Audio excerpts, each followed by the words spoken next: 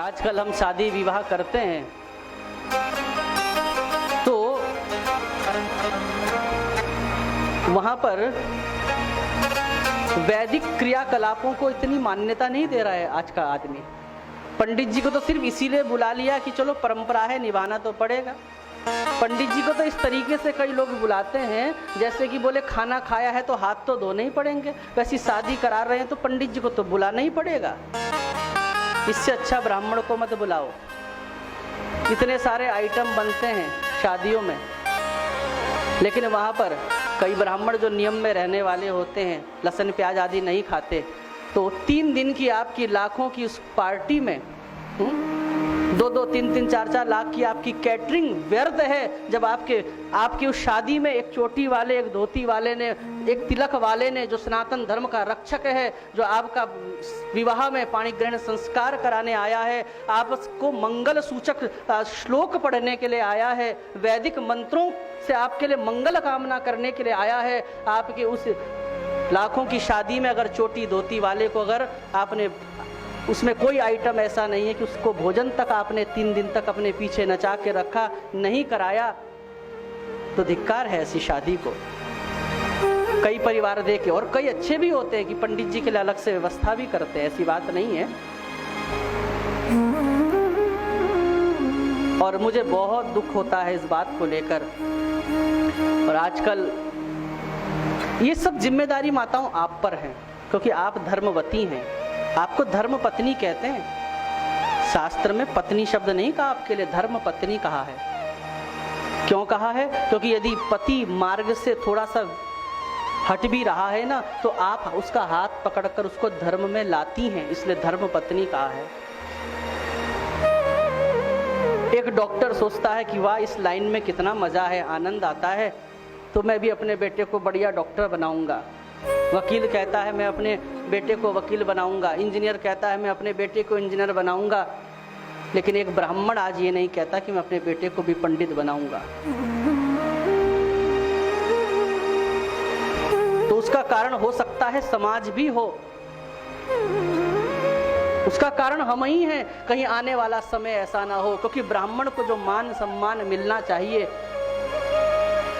कई बार तो उसको उसका पारितोषिक भी नहीं मिलता। पारितोषिक मतलब जितना मेहनत वो करता है उसके हिसाब से भी लोग दक्षिणा देने में, सबकी दक्षिणा खुल खुल कर देते हैं, लेकिन ब्राह्मण की दक्षिणा देने में हाथ कांपने लगते हैं।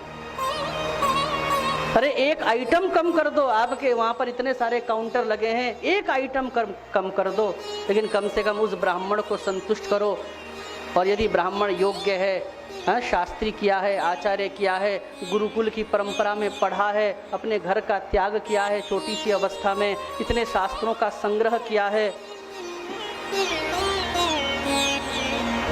इतना उसने तप किया है, तो उसको उसका पारितोषिक तो मिलना ही चाहिए। तो समाज ऐसा बने कि ब्राह्मण भी कहे कि अरे ये लाइन तो बहुत अच्छी है, मैं भी अपने बच्चे को पंडित बनाऊंगा। लेकिन आज अगर ऐसा कोई नहीं कह रहा है, तो इसमें माताओं हो सकता है कहीं ना कहीं दोष हमारा भी हो। कहीं ऐसा ना हो कि अच्छे ब्राह्मण हमारे हाथ से निकल जाएं और आने वाले समय में जब हमारा बच्चा कोई हमारे घर में पैदा हो और हम अपने बच्चे को चौराहे पर खड़ा करके हाथ में लेकर जोर जोर से चिल्लावें कि इस 2-3 गाँव में है कोई ब्राह्मण जो मेरे बच्चे का आज नामकरण कर दे, और फिर भी कोई ब्राह्मण भी ना हो। ऐसा भी समय आ सकता है।